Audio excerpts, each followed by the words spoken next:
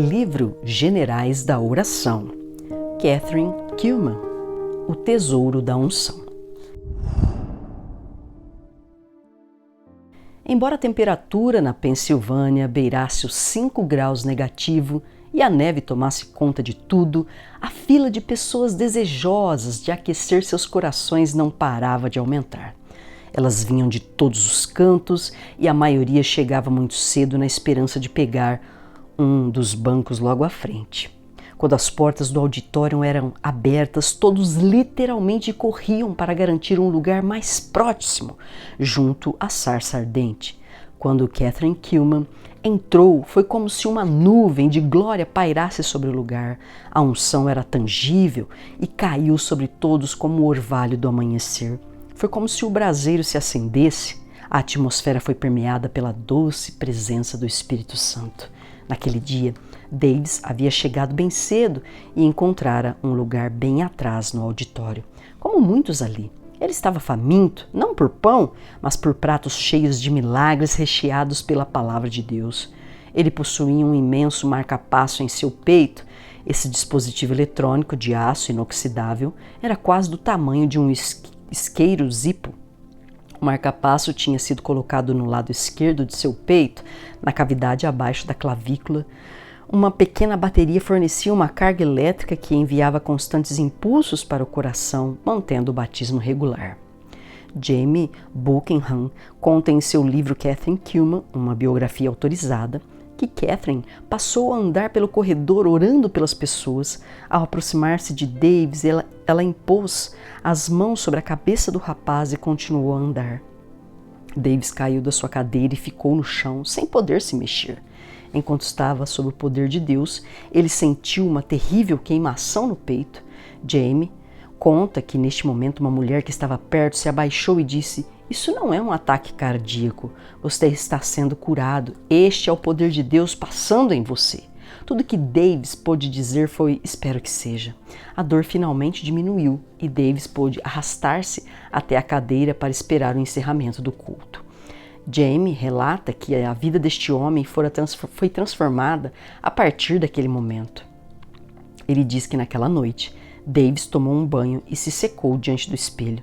De repente percebeu que algo estava diferente. A cicatriz em seu peito, onde o marca-passo tinha sido inserido, havia desaparecido. No entanto, ele estava cansado e a luz estava fraca, por isso tratou de tirar a ideia da mente. Na manhã seguinte, ele tornou a se examinar e viu que a cicatriz havia desaparecido. Não era só isso, mas ao pressionar os dedos sobre o tecido de seu peito, não pôde mais sentir o marca-passo. Davis esperou um pouco para voltar ao seu médico, mas por fim, 3 semanas depois, decidiu que devia fazer um exame médico completo. Durante esse período, ele ganhou peso e se sentiu mais forte do que se sentia há anos. Quando o cardiologista o examinou, constatou que o marca-passo havia sumido. O coração estava perfeito. Kathryn Kuhlman influenciou grandemente o ministério de Benny Hinn, marcado também pelas operações de milagres. A influência de Kathryn Kuhlman. Em agosto de 1952, Kathryn deveria pregar em uma tenda a pedido de Rex Humbard, na cidade de Akron, Ohio. O culto começaria às 11 da manhã, mas nas primeiras horas da madrugada, Humbard foi acordado por um policial que lhe comunicou que aproximadamente 18.000 pessoas já se aglomeravam do lado de fora da tenda. Ele avisou Kathryn, que já estava acostumada ao fato de que as multidões sempre ultrapassavam a quantidade de lugares disponíveis, e ela se propôs a começar o culto às 8 da manhã e atender a todos os necessitados. Maud Aimee, esposa de Rex Humbard, disse que Kathryn, sem demonstrar o menor cansaço, pregou aquelas pessoas até às 14h30 da tarde daquele domingo. David Wilkerson relata que a ministração de Kathryn era surpreendente. O que dizia não era muito, porque era sempre tão claro e simples como o estilo de pregação usado pelo próprio Cristo. Wilkerson conta que no momento em que o Espírito começava a se mover em sua vida e via-se repentinamente compelida a desafiar o poder de Satanás em nome de Jesus. Milagres começavam a acontecer. Pessoas de todas as partes, até os mais calmos e incircunspectos, caíam prostrados ao chão. O poder do Espírito Santo alcançava a plateia como ondas do oceano. Wilkerson diz que esta grande mulher de Deus afetou profundamente a sua vida. Ela também influenciou os ministérios de Oral Roberts, Benny Hinn e Demos Shakarian, criador da Associação dos Homens de Negócio do Evangelho Pleno e a história de milhões de pessoas. Arrumando melhor o seu lugar de oração. Catherine Kuhlman fazia do seu quarto um núcleo da glória de Deus. Lá ela submergia nas águas remotas da presença para buscar os tesouros da graça e o precioso óleo da unção. A maioria das pessoas tem em suas casas um lugar apropriado para guardar o carro. Há um lugar exclusivo para assistir televisão, um lugar para fazer as refeições, para ler, e um local usado somente para colocar o aquário ou as plantas e até uma casinha para o cachorro. Mas a grande maioria não tem um lugar reservado para o Espírito Santo. Não existe nos lares um espaço arrumado especialmente para estar com ele em particular. Ed Renekiewicz explica em seu livro Quebrando Paradigmas que no início o homem e Deus conversavam face a face na virada do dia no paraíso. Kiewicz afirma que depois disso o tabernáculo tornou-se o lugar da presença divina. Foi uma experiência que perdurou por mais de 400 anos até o período do Reino Unido, quando o rei Davi desejou construir uma casa para Deus. Segundo Samuel 7. Depois Salomão construiu um templo para ser o lugar de habitação de Deus. O Senhor, porém, prometeu a Davi que um dos seus descendentes construiria uma casa eterna onde habitaria para sempre. E agora ele vai restaurar o tabernáculo de Davi. Ele deseja ter um lugar para que a sua glória venha habitar.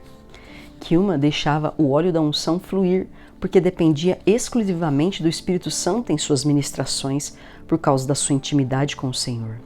John Ortberg cita em seu livro Eu Sendo Quem Eu Quero Ser o caso do grande escritor Henry Nouwen, professor com livre acesso aos altos círculos de Harvard, Yale e Notre Dame.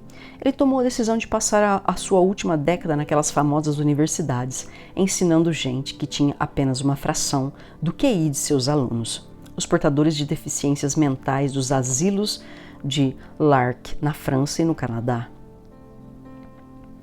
Ortberg conta que quando Nouwen ainda estava na faculdade de Yale, converteu um quarto de vestir num canto de oração, para onde corria para ter alguns minutos a sós com o Senhor. Aquela era a sua montanha de oração. Na reclusão, escreveu: "Livra-me da minha estrutura de andaimes." Aquele lugar separado para o Senhor se tornou, dentro da universidade, no local da habitação de Deus. Este lugar tem que ser, de preferência, um recinto que dê para fechar a porta, onde não haja distração ou a preocupação de ser interrompido. Nesse momento tão crucial, sugiro que você consagre este lugar ao Senhor, se tiver liberdade. D.L. Moody declarou: o segredo da oração é a oração em secreto. A unção que flui da presença. Jó diz: como foi nos dias da minha mocidade, quando a amizade de Deus estava sobre minha tenda, quando o Todo-Poderoso ainda estava comigo e os meus filhos em redor de mim. Quando lavava os meus passos na manteiga e da rocha me corriam ribeiros de azeite. Jó 29, 4 a 6. O azeite flui da rocha, a unção brota na presença. Catherine Kuhlman era apaixonada pelo Senhor e gastava os dias com Ele. Em seu livro, Eu Creio em Milagres, ela diz que o poder de Deus é manifesto na unção do Espírito Santo.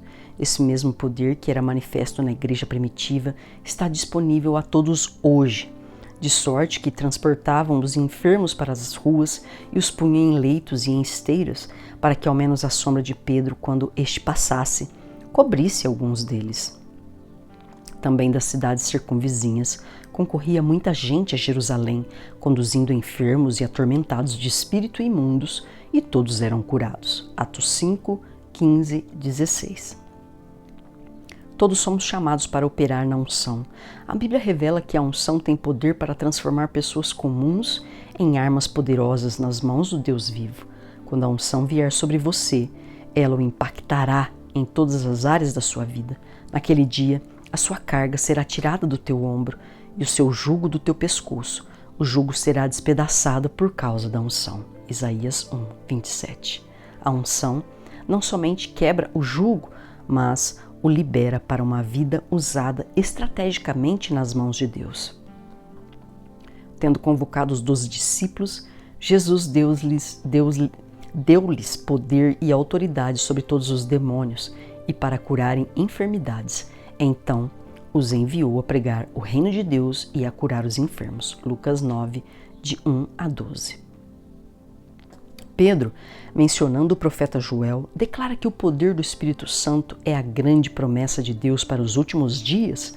Nos últimos dias, diz Deus, do meu Espírito derramarei sobre toda a carne, os vossos filhos e as vossas filhas profetizarão, os vossos jovens terão visões e os vossos velhos sonharão sonhos, e também do meu Espírito derramarei sobre os meus servos e as minhas servas naqueles dias e profetizarão. Atos 2, 17 a 18. A unção o capacitará para curar os enfermos, libertar os cativos e pregar o Evangelho, reino de Deus com poder. A sua vida se tornará um canal da graça que conduzirá muitos à intimidade com o Pai. O grande segredo. Uma onda de glória inundou o lugar. A unção fluía como um rio, vidas estavam sendo tocadas com o poder sobrenatural da presença de Deus. Uma presença doce, porém poderosa. Uma brisa com a força de um furacão tomou conta do lugar. Aqueles que iam sendo atingidos pela pregação prostravam-se sobre o peso da glória de Deus. As lágrimas banhavam o rosto de Kathryn Kuhlman, enquanto fazia ouvir as batidas do coração de Deus por meio da sua voz. Aquela mulher de olhos claros, com a face resplandecente como a luz da aurora, fez com que a atmosfera dos céus tomasse conta daquela reunião no centro de Los Angeles, na Califórnia. Os cegos viram a luz pela primeira vez, surdos ouviram a poderosa palavra de Deus e os mudos adoraram o Rei na beleza de sua formosura.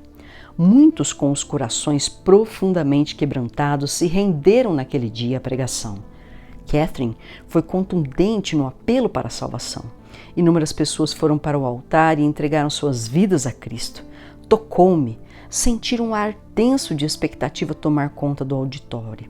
Um foco de luz pairou sobre uma área no lado direito do auditório. A plateia ficou em pé e em vários lugares pessoas começaram a aplaudir.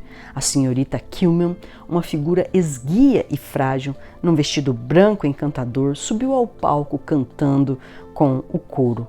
Tanto o auditório como Kathryn pareciam concordar que aqueles hinos lhes eram especiais. O auditório pôs-se em pé, cabeça baixa, acompanhando a oração em silêncio.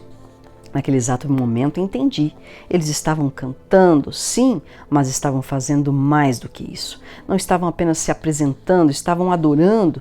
O auditório reagia de forma diferente. Não era apenas um auditório, era uma congregação. Cantavam a uma voz com o coro. Quando movidos a fazê-lo, oravam como se fosse uma só pessoa com a senhorita Kuhlman. Não se tratava de um espetáculo, mas de uma reunião de oração. Esta descrição foi feita por Tom Lewis, coronel aposentado do Exército e um dos mais conhecidos produtores cinematográficos de Hollywood, no livro Nada é Impossível para Deus. Tom Lewis conta que houve muitas curas neste culto realizado no Los Angeles Shine Auditorium, na Califórnia, com a lotação máxima de 7,5 mil pessoas. Pessoas deixaram as cadeiras de rodas. Uma freira aleijada que havia anos não andava, andou. Lewis relata que perdeu a conta do que viu porque, em certo momento que não soube precisar, parou de ver e começou a sentir e a falar com Deus. Quando Kuhlman convidou à frente os que queriam Cristo em sua vida, que reconhecessem seus pecados, aceitassem a Jesus como seu Salvador pessoal e se entregassem completa e irrevogavelmente a Ele. Lewis foi atrás e assumiu um compromisso definitivo de servir ao Senhor com todo o seu coração. Níveis mais profundos. Richard J. Foster disse em seu livro A Celebração da Disciplina que a superficialidade é a maldição do nosso tempo. Há necessidade urgente hoje de pessoas profundas. Shakespeare disse: a água corre tranquila quando o rio é fundo. Cansaço físico e mental são obstáculos difíceis de serem vencidos. Às vezes exigimos muito além de nós mesmos para cumprirmos as muitas atividades em que nos envolvemos. Quando se trata de mantermos os nossos encontros com Deus, nem sempre empenhamos o mesmo esforço. Na sua presença, somos renovados. Lembro-me de um dia ter chegado em casa muito cansado, mas muito cansado mesmo. Foi um daqueles dias bem difíceis. Tudo que eu queria era tomar banho, deitar e dormir. Mas apesar do cansaço tão intenso, eu sabia que apenas alguns poucos minutos na presença dele poderia surtir um efeito extraordinário, inclusive sobre o estado em que eu me encontrava. E foi exatamente o que aconteceu. A resposta de Deus ao sacrifício de louvor foi mesmo surpreendente. Fui envolvido literalmente por uma nuvem de glória tão poderosa que acabei ficando ali por quase 2 horas. O cansaço, todo o mal-estar e o desânimo que estavam sentindo desapareceram por completo, dando lugar a uma disposição muito forte e a uma alegria maravilhosa que invadiram todo o meu ser, permitindo-me estar ali com muito fervor e quebrantamento. Isaías 40:31 declara: mas os que esperam no Senhor renovarão as forças, subirão com asas como águias, correrão e não se cansarão, caminharão e não se fatigarão. O Senhor deseja levá-lo às descobertas do que há no mais profundo das águas inexploradas do seu maravilhoso e insondável amor, para encontrar os tesouros submersos. Ele demonstra que há níveis de intimidade no rio da presença, os quais vão muito além da experiência a que estamos acostumados, seja na margem ou na superfície. Ezequiel 47:3 ou 5. É preciso mergulhar, são águas que brotam no coração de Deus, Ezequiel 47:1, que proporcionarão curas excepcionais à sua vida. O mergulho trará vivificação ministerial extraordinária, transformará os pântanos da sua alma em um lugar de descanso e refrigério, e dará um novo tempo de frutificação sobrenatural. Haverá o reverdejamento do seu interior, porque essas águas saem do santuário, do lugar secreto do encontro com a glória. Existem níveis muito mais profundos que ele deseja lhe levar.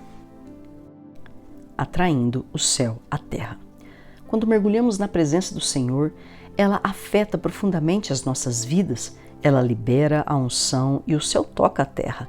De acordo com Salmos 18, 9, 12 a 14, quando o céu toca a terra, o impacto da glória de Deus transforma e incendeia a vida dos homens. Davi declara que neste momento as trevas são vencidas e a voz de Deus se faz audível. A glória de Deus se manifesta com resplendor, densas nuvens se transformam em brasas de fogo. A mão de Deus é estendida para trazer salvação. Um garoto tentava mover um pesado armário, mas sem obter sucesso. O pai parou para observá-lo e lhe perguntou: filho, você está usando toda a sua força? Sim, estou, respondeu o garoto, exasperado. O pai estendeu-lhe as mãos e disse: tem certeza? A presença do Senhor libera poder das suas mãos ao nosso favor. E aquilo que estava difícil no caminho se torna mais fácil, e o que estava pesado fica mais leve, porquanto o teu coração se enterneceu e te humilhaste perante Deus, ouvindo as suas palavras contra este lugar e contra os seus habitantes, e te humilhastes perante mim. E rasgaste as tuas vestes e chorastes perante mim. Também eu te ouvi, diz o Senhor, segundo Crônicas 34, 27. Temos um auxílio extra que vem do céu. Vão indo de força em força, cada um deles aparece perante Deus. Salmo 84, 7. A unção. A unção é, pois, a manifestação do poder de Deus pela sua presença. Reinhard Bonk conta que Deus o levantou como um dos maiores evangelistas com curas e milagres de todos os tempos, somente após receber a unção, ministrado por George Jeffrey. O grande segredo de homens e mulheres poderosamente usados por Deus para mudar o rumo da história do seu tempo é a unção do Espírito Santo. A unção é a chave para uma vida de milagres e ela flui da presença. Benny Hinn descreve no seu livro Bom Dia Espírito Santo o que sentiu quando foi pela primeira vez em uma das reuniões de Kathryn Kuhlman. O culto só começaria dali a 1 hora. Tirei o casaco, as luvas e as botas. Enquanto relaxava, percebi que tremia mais do que antes. Não conseguia parar. As vibrações percorriam meus braços e pernas como se estivesse ligado a uma espécie de máquina. A experiência era nova para mim. Nesse momento, como se saísse do nada, Kathryn Kuhlman apareceu. Num instante, a atmosfera daquele prédio ficou carregada. Tudo o que eu sabia é que estivera tremendo por 3 horas. Era como se eu fosse explodir. Que sensação gloriosa! Havia um toque de glória em suas pregações. Por isso, quando ministrava, o poder de Deus se manifestava de diversas maneiras. As pessoas eram impactadas com a presença de Deus. A glória. A glória é o resplendor da presença de Deus. A unção é o poder amoroso que flui dela, como um rio de fogo que se manifesta através de milagres, curas, sinais e prodígios. No livro de Daniel 7, de 9 a 10, está escrito: Eu continuei olhando até que foram postos uns tronos, e um ancião de dias se assentou. A sua veste era branca como a neve, e o cabelo da sua cabeça como a pura lã, e o seu trono era de chamas de fogo, e as suas rodas de fogo ardente. Um rio de fogo manava e saía diante dele. Milhares de milhares o serviam, milhões de milhões assistiam diante dele. Double Dewey, em seu livro O Fogo do Reavivamento, descreve o avivamento do seguinte modo: durante o avivamento, as pessoas se movem em direção a Cristo. A atmosfera frequentemente fica cheia do poder majestoso de Deus. Os cristãos reconhecem isso como a presença santa de Deus. Deus pode revelar a sua presença de maneiras inesperadas. Pode haver tal sensação da presença e do poder divino que alguns indivíduos chegam a tremer. Outros podem chorar diante de Deus, alguns caem ao chão por se sentirem fisicamente enfraquecidos. Outros podem sentir-se quase irresistivelmente atraídos a comparecer aos cultos de avivamento ou a reunirem-se antes de qualquer culto ser anunciado. O poder de Deus manifesto. Martin Lloyd-Jones diz que a pregação é demonstração do espírito de poder. E o ministro precisa entender, depois de ter preparado seus sermões, que por mais perfeitos que sejam, tudo é inútil e sem sentido, a não ser que o poder do Espírito Santo venha sobre ele e sobre as suas palavras. M. Lloyd-Jones explica que, sob a influência deste tremendo poder, há pessoas que literalmente caem prostradas ao chão sob a convicção de pecado, ou até mesmo desmaiam, e permanecem num estado de inconsciência, às vezes por considerável tempo. Quando questionada sobre as pessoas que caíam prostradas sob o poder de Deus, Kathryn Kuhlman respondia: costumo afirmar que o corpo físico não está equipado para receber tanto poder. A única coisa que posso lhe dizer, meu amigo, é que o poder do Espírito Santo é tão imenso que nossas mentes e corpos não podem entender e suportar a grandeza de Deus. Falamos a respeito do Espírito Santo, mas raramente temos um encontro com ele. Tudo não passa de palavras. Quando uma pessoa tem um encontro face a face com ele, tal encontro é muito para o seu corpo físico. Seu sistema nervoso momentaneamente entra em curto-circuito e a pessoa vai ao chão. Deus está vivo e é verdadeiro e real. Ele é a própria essência do poder. Ele não é apenas o autor do poder. Ele é todo o poder. Com frequência, o ser humano tenta imaginar Deus como sendo a sua imagem, forma, tamanho e poder. Todavia, Deus é mais, muito mais, quando o vemos ou o sentimos como verdadeiramente é, simplesmente não podemos permanecer perante Ele.